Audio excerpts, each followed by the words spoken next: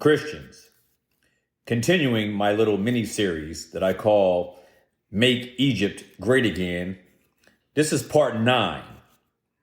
And we're talking about how this new king, this new Pharaoh that replaced the Pharaoh that Joseph was under, and what his agenda is to essentially make Egypt great again.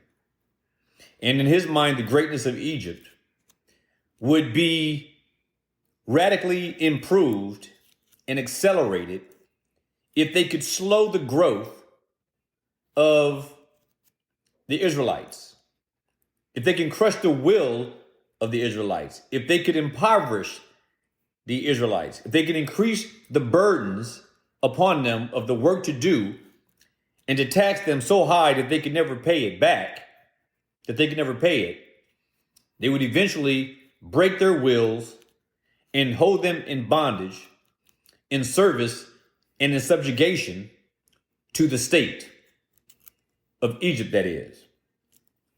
As I also stated, they were subjected to a situation where, unlike the kind of slavery that we know in modern times, theirs was different. As I stated previously, they owned their own homes and they had places where they lived. And so their slavery was different because basically all of them were slaves of the state rather than slaves and servants of individuals. So it's different in that regard as well. So they had homes that they can go to. They had property that belonged to them. They had the wherewithal to work, although the Pharaoh, this new king, was making an imposition on them to do grievous tasks that they would never be able to carry out efficiently, and it would give them it would give the Egyptians the reason and the justification to continue to apply pressure, undue pressure and affliction, to make living impossible.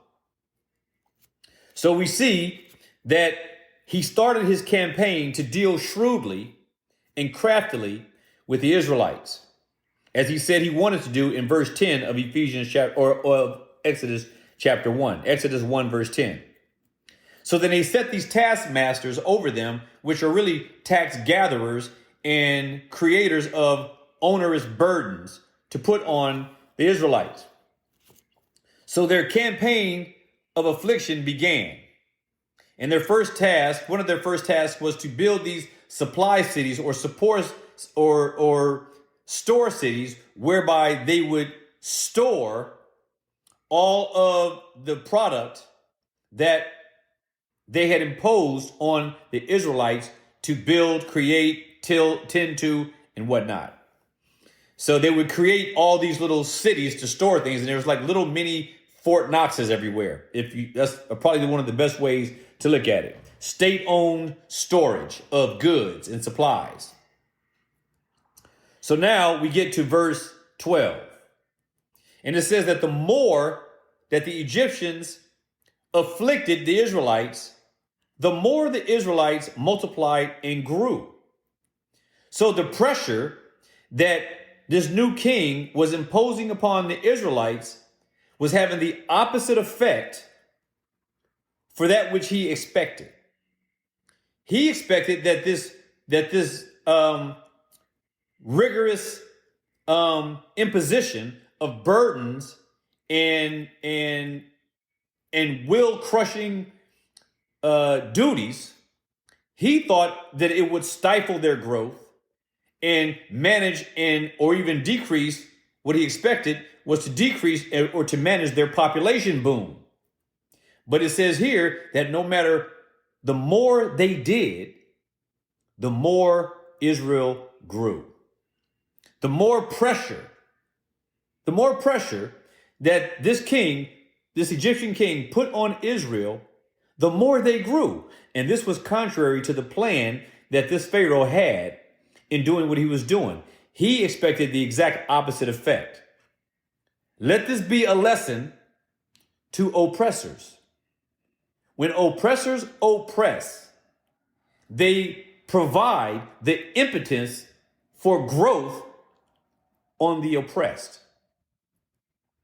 And this is what is happening here.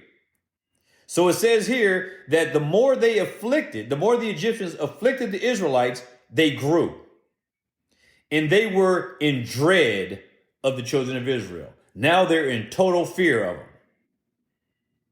Now, it says here in verse 13, so the Egyptians made the children of Israel suffer or serve with rigor. And what does this mean?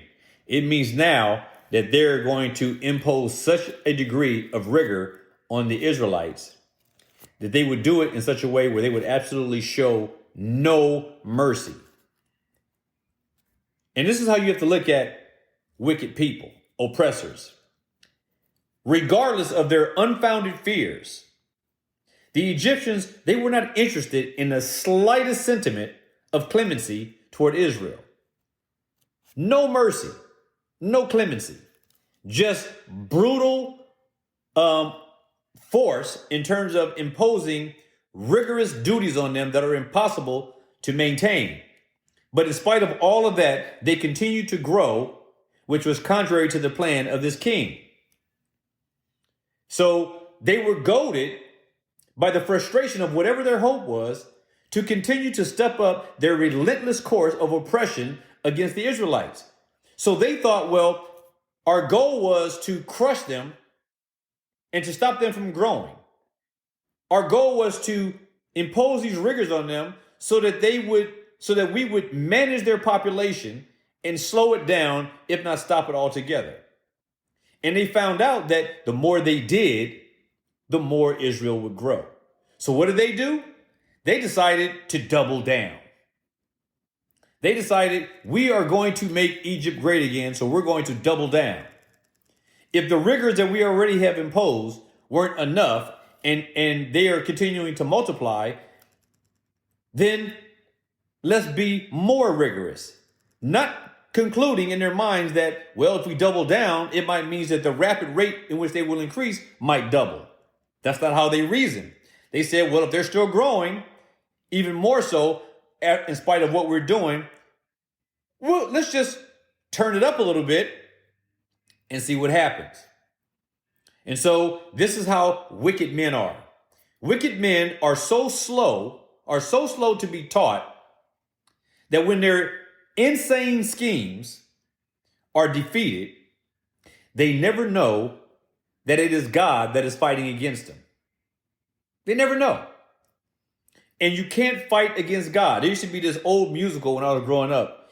It was called Your Arms Are Too Short to Box with God. And the Egyptians were fighting with God.